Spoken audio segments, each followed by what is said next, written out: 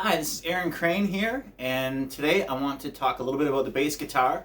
For those of you who may be considering it as an instrument that you want to pursue, it's it's really cool. It doesn't get enough credit.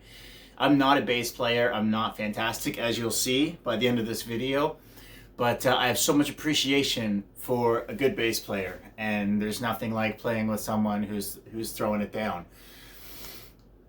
There's a saying that the drummer makes the people clap and the bass player makes the people dance. That's because that's where the groove comes from. That's what makes, R&B R&B. And I always say, if you want to be a working musician, learn how to play bass, because there are way too many guitarists and drummers in the world. We need more bass players. So let's take a look at it. Bass is just a guitar with the bottom 4 strings. If you get a 5-string bass, all that means is there's one string lower than this, normally tuned to a B. So in case you want to get a little bit lower. This particular bass is an Epiphone viola bass. Some people refer to these kinds of basses as Beatles bass, because Paul McCartney played a Hofner that was this shape a lot in the Beatles, at least when they were starting out. So tips for bass players is to stay in your lane. One thing that makes bass so much fun is that a kick drum, if you think about a frequency range, a kick drum hits at around 100 hertz. And the guitar and voice start at their lowest around 1 kilohertz or 1,000 hertz. So you got that whole space where the bass can just play. It can go up and down. If you're a guitar player and you like to play riffs, basically with the bass, you're just riffing all the time. It's so much fun to play. But I would say, but to see a bass player play up here, it's like, dude, no. Like, we have so many things up there already. Stay down here and play where you can play. I read an article by a bass player once who said, just use the bottom 2 strings. The top 2 strings are just to keep tension on the neck. Don't be too busy. Hendrix fired his bass player because he was just too busy. And it's like, you're playing for Hendrix, man. Just be the canvas and let him paint,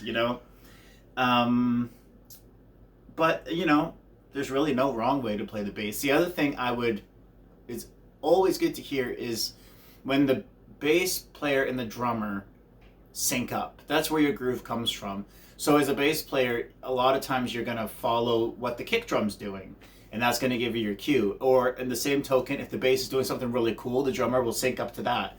So if you have a band where the bass player and the drummer are really bringing it, and they really understand what they're doing, and they're really in sync, it's going to be good. You'd have to be a really bad guitar player or a really bad singer to screw that up.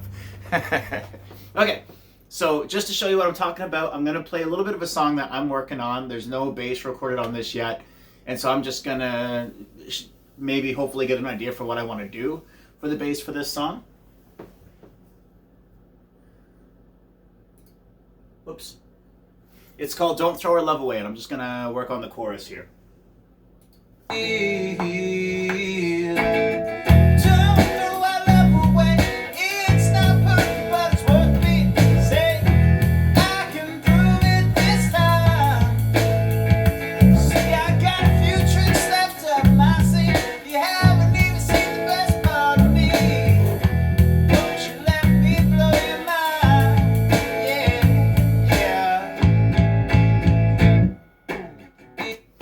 So there you go. That's probably similar to what I'm going to do. But you saw how I was playing along with the kick drum. And then as a bass player, as any musician, you're always looking for those spots where you can just add a little something without getting in the way of the singer or the guitar player or whatever else is going on. So it's a lot of fun. If you... some guitarists have trouble strumming. I had a student once who just could make the chords, but he had trouble strumming, and I handed him a bass, and within a few months he was better than me. So it's a really fun instrument to consider, and just pick it up and try it. All right, guys. Thanks for watching.